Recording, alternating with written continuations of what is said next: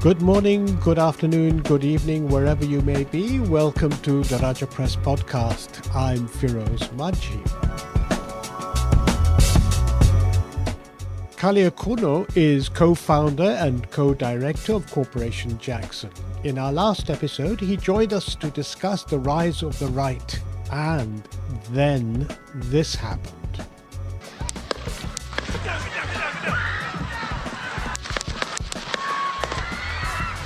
I got you, sir. Let me get my shoes. Hold on, your head is bloody. So we gotta move to the bus. Watch out. Kali is back to discuss the implications of the recent assassination attempt on Donald Trump.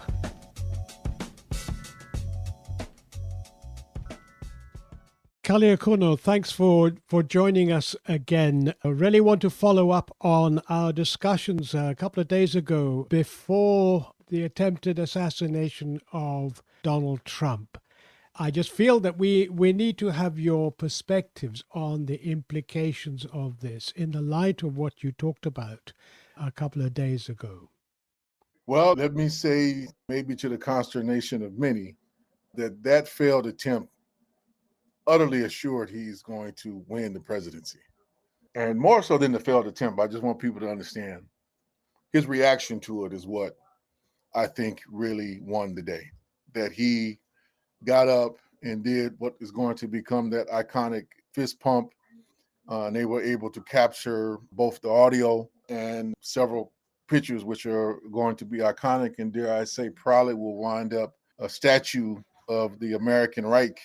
Once he kind of established it, people will do well to remember that moment as a turning point. If folks were expecting him and his camp to dial it down this week while the Republican convention gets underway, which is now in motion as we speak, you would be in for a rude awakening. They're going to exploit this to the hilt. The liberals are ill prepared to deal with it in any form or fashion. If you look very carefully already, Biden and the Democrats are really on their heels trying to figure out how to manage this moment and the crisis. And they put themselves in a very kind of oxymoronic position of saying, political violence of this kind is not tolerable. Meanwhile, they're presiding over atrocities in Gaza at the very same time that are fully being executed with American 5,000-ton bombs, which are being used totally illegally. And you have an American populace, particularly youth voters, that Biden is going to have to count on, who are very well aware of this at this particular point in time. They're trying to play it cool. This is a moment of unity. We're going to suspend our campaign ads, which Biden said him and many of the Democrats are going to do for some undisclosed period of time. Meanwhile, they are on the offensive.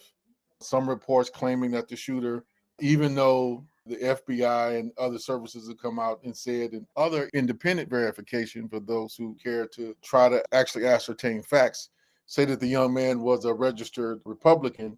But, Donald Trump Jr. got on Truth Social media and other right-wing media and immediately went after Antifa. So they just used a standard playbook to amp this up, and they're going to do so throughout. And the social impact of this, however it's spun, the key thing I think to hone in on, again, going back to that moment, Trump did not panic. He got up encouraging fight, fight, fight. I mean, he treated it as if he was in some cowboy movie from the 1950s, literally. And that is going to stick with the vast majority of white voters in the United States in comparison, in contrast to Biden and his behavior, which looks feeble, which looks uncertain, which looks unclear. In that moment, he came out beaming. And as soon as I saw that, I was like, this race is over. Yeah. What I find is extraordinary hypocrisy is Biden and others come out immediately saying that, violence is not part of America. I mean, how many presidents have been assassinated Assassinated or shot at. Or shot at or stabbed at and so on? It's extraordinary.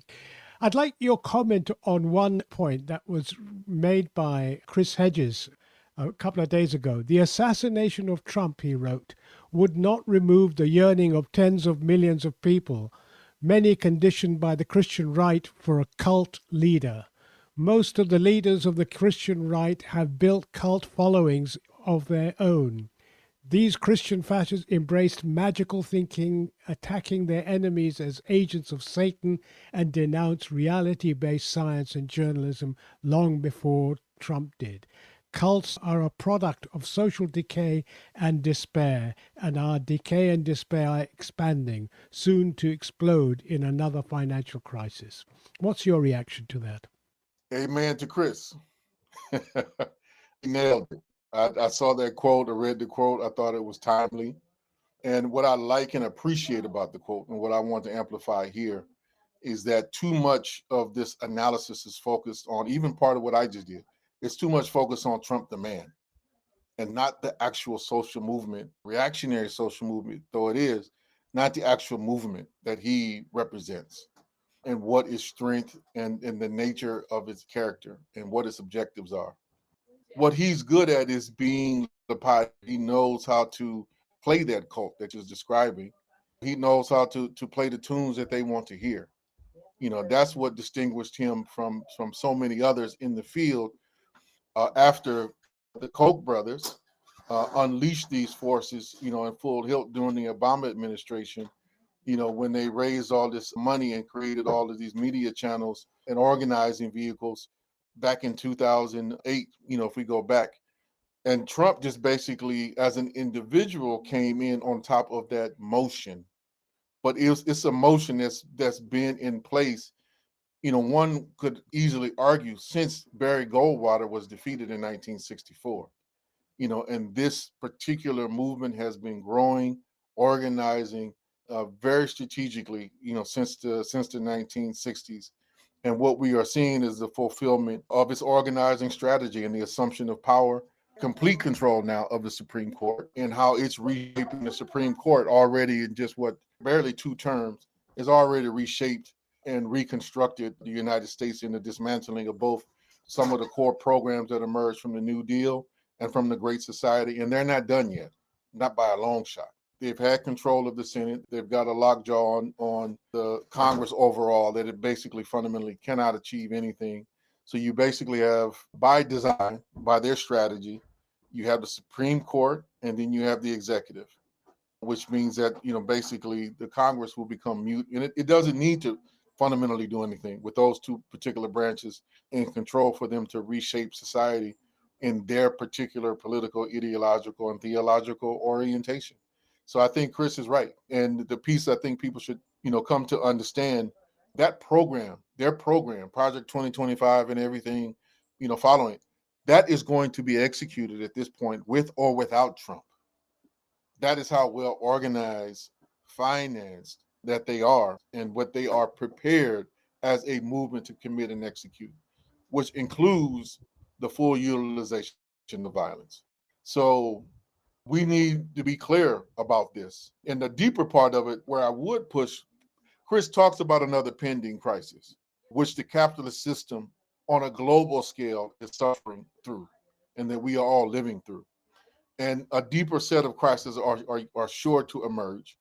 And unfortunately, the clearest way out, as it's been for all of the major kind of transition points within capitalism, is a set of international conflicts or world wars to set a reset of the balance in the capitalist kind of destructive phase of revitalizing capital by creating new fields where they destroy all of Germany or all of Japan, and then have to rebuild it. And so all the capital that gets poured into all this new technology, we're at that phase again, right? And I would argue, as I've argued in Shifting Focus, this is the stage where capital is at. So it's not by random chance that we're seeing fascists in Argentina, that we're seeing fascists emerge in Italy, or fascists emerge, to assume governance probably very soon in France. This is not a coincidence, not by happenstance. This is a deep aspect of the crisis of capitalism on a global scale, and recognizing that fascism is just one particular variant of capitalist governance, right? And it employs that variance when it needs to extract the most and discipline working class and oppressed peoples to the extreme. And that's basically where we're at, even in the core aspects of what the global system is being, which is why it's now knocking on the doors of Europe and knocking on the doors of the United States and Canada. Yeah, Chris Hedges goes on to say, our only hope is to organize the overthrow of the corporate state that vomited up Trump. Okay, so what does that mean for us? It means we got to get our shit together fast and in a hurry. At this stage, I would say in the United States, we're going to have to deal with the shock of the neo-Confederates and neo-fascists coming into office and them running their program. And we hope that they aren't able to insulate themselves in the machinery well enough that they can kind of put all of their generals and officers in place to do their bidding and execute what are called unlawful orders according to the U.S. military. Oddly enough, I have a bit of trust in the Pentagon that they will resist. In fact, I've even argued in some respects that there may be a third option that emerges from all this. And that third option could be another Hayes-Tilden compromise, right? And this would be the Trump-Biden compromise or the Biden-Trump compromise, however you want to score it. And the institution that would force this compromise would be the U.S. military in order to try to save, the empire. Trump's and the fascist, neo-fascist orientation, while it does have an internationalist component, folks, it makes no question about that, they're not really interested in actually governing the empire. They just want to extract from it. Listen to Trump and listen to his folks very carefully about how they talk about NATO. Basically, he's just talking about running an extortion campaign with NATO. Like, we'll protect you, but you have to pay for it, right? Which is different than this what NATO is set up to do, which is to manage the global empire. And the Pentagon and NATO, which is an instrument of the Pentagon, when you fundamentally break it down to it, it is still vested in maintaining and managing empire. So they're at cross purposes there. And the Pentagon may not be willing to give that up just because the Electoral College decides to install someone who has a different set of objectives in mind. And we have some precedents to that. We spoke about a little bit last time, but I want to encourage people to go back and look at what General Milley did at the end of Trump's first administration, where in the last basically 2 months after the election, he contravened a lot of American precedent history and called the Chinese and say, look, y'all talk to me, don't talk to him. Unless I call you, don't believe it. Don't be alarmed. U.S. military is not going to do anything stupid, right? And that sets a precedent that I think we need to follow and give some example of how the Pentagon may push back on, what's being laid out and proposed if they can't get Trump to kind of abide by the institutional framework and the multilateral agreements that the United States government basically set up at the end of World War II. Because this corporate state that Hedges is talking about, what keeps that in power is the U.S. military apparatus and all of its international appendages, of which NATO is one of the leads, but it's not the only one by far. Then you got to also include the Bretton Woods institutions, particularly the World Bank and the IMF, as also core instruments of the execution of that world order and international order. And they're not willing to give that up. So there's a deep tension that's going to have to be figured out. So the military may construct or force a compromise if they can't get Trump to bend or to bow, and understand how serious this is. When Trump rails against the deep state, this is what he's talking about, right? Now, whether you believe in that terminology or not, the reality of it is the U.S. military, and U.S. corporate entities, which are the bedrock of what the United States are, they have an agenda which has never adhered to democracy. Democracy, what we have, this bourgeois democracy, is best a sideshow, and they allow it to go on as long as it doesn't disrupt their control and domination. To the extent that that might get it disrupted, we may see a tremendous period of chaos. And so I think this is coming. And so now why I went down that is that saying that conflict may buy some time for the social movements. We can't count on it. We shouldn't count on it. We got to, at the end of the day, progressive and radical social movements have to count on our own resources, our own talents, our own skills, and our own strategy. But we do need to learn how to read the chessboard as well as we can and learn how to move within it. But on our own accord, first and foremost, we are going to have to rally to our own cause, starting with doing, community self-defense and all the organizing pieces that come with that, both on local and to whatever extent that we can kind of scale out. I'm speaking specifically about the United States now. We're going to have to do that.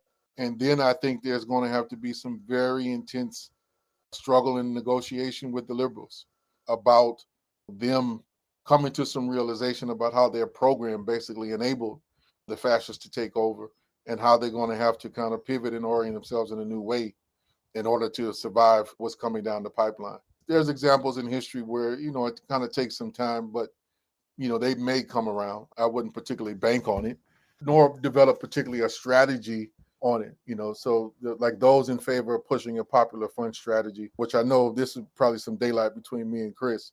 I'm not a fan of the popular front kind of orientation, in part because it's a view which has always put, core elements of the class struggle and national liberation struggles, to the back burners. Socialism will come and our advocating push for will come in someday, some later date and time. And right now we just need to defend, bourgeois democracy and democratic rights. What that winds up leaving is basically leaving capital in charge. I'm deeply opposed to that. And so to the extent that we mount a serious challenge against the corporate state, the corporate kind of enterprises, we can't stop it just leaving it at the corporate enterprise. We have to actually challenge and take on the power of the state. And that is where I think to a degree where I would push people like Chris and others to say, no, you got to go at both. We can't stop at one and think that the state ultimately is going to protect us, from capital, right, in these corporate entities. We got some work to do, but unless the left really kind of consolidates around the program, it's going to be hard to move the liberals. So the first step is us getting our act together, and I mean that seriously. You're listening to the Daraja Press podcast. Daraja is the Kiswahili word for bridge. As its name suggests, Daraja Press seeks to build bridges, especially bridges of solidarity between and amongst movements, intellectuals, and those engaged in struggles for a just world. Check out our other episodes, books, and more at darajapress.com. So now let's get back to the show. One final question then. John Mearsheimer talks about a catastrophic outcome of the Ukraine and Middle East armed conflicts. He points out that Israel will not succeed against the Palestinians and in particular in stopping Hamas, and they simply don't have the capacity to take on Hezbollah in Lebanon. And in addition, that the Ukraine is a complete defeat for Ukraine. Their troops are being killed in huge numbers by Russians. What do you see the implications of a Trump presidency on Ukraine and on Palestine? Trump gets in, there will be U.S. boots on the ground to totally try to wipe out Ansar Allah in Yemen, Hezbollah in Lebanon, the various kind of axis of resistance forces that operate in Syria and Iraq, and there are several of them there that are allied there, and then ultimately to engage in a frontal assault on Iran, because that is ultimately what they want to do. Israel does not have the capacity to do that by itself, which, I think they clearly state. They can flatten Lebanon, they can turn Lebanon into a parking lot. That does not mean they'll be able to defeat Hezbollah. And people confuse the destruction with defeat. That's not necessarily the same thing. I mean, look at what the resistance is still able to mount in the Gaza Strip after 9 months, right? So, this notion of Israeli invincibility is gone. That does not mean that they don't have overwhelming firepower still, but they're meeting a determined resistance that knows their homeland, knows their terrain, and has been doing years, if not decades, of preparation, particularly in the case of Hezbollah. That's going to be a different entity to confront than Hamas. And to the extent that they've had problem with Hamas and Islamic Jihad and PFLP, they're going to have a whole nother ball on their hands if, trying to get involved with Hezbollah. But that calculus could change if and when Trump decides to put U.S. boots on the ground. If he has full control over this apparatus, which goes back to that earlier question. We don't know how the U.S. military is going to break. I want everybody, let me just state that unequivocally. We don't. Nobody really does at this particular point in time. We know very clearly what Trump wants to do, is to take over the Pentagon and put all of his people in place. That's easier said than done. Far easier said than done. But let's assume he's able to do this, and he puts U.S. boots on the ground, and he deploys all of the military might of the U.S. government towards ultimately fighting the axis of resistance. We have World War III on our hands, because there's no way Russia could stay out of that. There's no way China could stay out of that. And there's no way other forces wouldn't have to be able to choose sides, ultimately at the end of the day, in that conflict. we need to be clear that this is what Netanyahu wants, right? And the reason I would argue he's extended this slaughter for as long as he had, because he's very clear, other than keeping himself in power, he's not accomplishing any political objectives. Palestinian resistance is going to be around as long as there are Palestinians. And to an extent, what they've just done has ensured a whole nother level of Palestinian resistance. And to the people who, have, very negative view of Hamas, wait till these kids grow up if this doesn't get resolved. What they might be prepared to do. Like, you just give that some thought. Now, the Ukraine, Trump doesn't give a damn about the Ukraine. He just doesn't. For Zelensky not playing ball with him around undermining the Bidens. So there's also a personal element there of like, no, I'm going to screw you. I'm going to pull all U.S. aid immediately, and I'm going to make it difficult. I'll put NATO on a stranglehold, and then NATO would have to make a choice. Is it going to back Netanyahu in the play against Iran, or do they think they can actually fight on two fronts? I think Europe doesn't want any of that. Europe, we have to remember, got basically brought in kind of kicking and screaming into the Ukraine affair. France and Germany have kind of moved more in the orientation towards the United States. Biden has been dragging Germany along from the beginning. Germany initially wanted no parts of this, understanding what was at stake for them, right? And fundamentally, that's still a case for a large portion of German society. Really don't want anything to do with that, and particularly now that more of the economic and the financial burden is being borne out on Europe, which is facing, many of the societies facing deep recession. There's more and more people. Why are we paying for this? What are we getting out of this? And if this prompts a nuclear war, which it could, that's a real possibility, right? Whatever you might think of Putin, he's not someone who plays with his words, regardless of what you think of him politically, right? Typically, he's one of the people, if he says something, he kind of means it. So he doesn't just make idle threats. Even before Putin, the Russian elite have kind of made it clear there's a line that you guys keep continually crossing, and we've told you time and time again, do not cross this line, right? Do not threaten us and threaten our borders. And they are saying that, because there's a long history of the West invading Russia through the Ukraine and through Poland. That's not just something they made up. That is the actual, drama of history going back to Napoleon and even earlier. They've been saying that. So it's not like it's just Putin alone. That's a Russian stated national interest. They need that to stop. And I see the latter one leading to World War. I see the other one, basically Europe having to retreat. And I see the one around Palestine, I would argue, is more central. That one involves global trade on a level that the Ukraine does not. Just control of the Red Sea, Europe gets strangled. They can't, even with global warming, they can't go around the north. Still too much ice up that way. And to take everything around South Africa, it would just double and triple the prices of basic, food stuff, and particularly the energy supplies that they still have to draw in from Africa, in from Southeast Asia and Southwest Asia. Europe is still very much dependent upon that, since the Ukrainian pipeline to Russia has gotten cut off. Yeah, we are in for, in my view, either way, with Biden or Trump, we have been inching more and more day by day, month by month, towards another war. And I think to a certain extent, China has been playing an interesting game of kind of staking its claim around Taiwan, and making it clear the day of reclaiming that is fast approaching. But then at the other hand, also like, hey, let's cool this down, And so there's a way in which they're getting prepared, but they're also not in a rush at the same time. But they see the writing on the wall as it relates to how the U.S. is in total violation of its own so-called international rules-based order that it established with those multilateral institutions.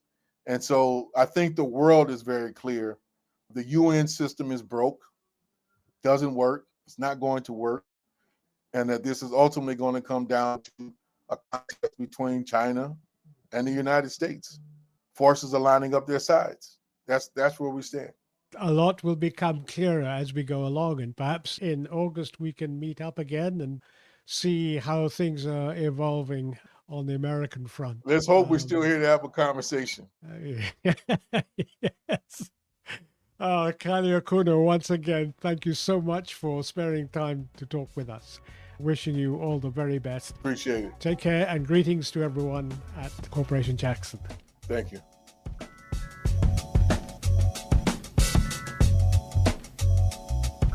That was Kali Akuno, co-founder and co-director of Corporation Jackson. You can find out more information about the initiative at corporationjackson.org.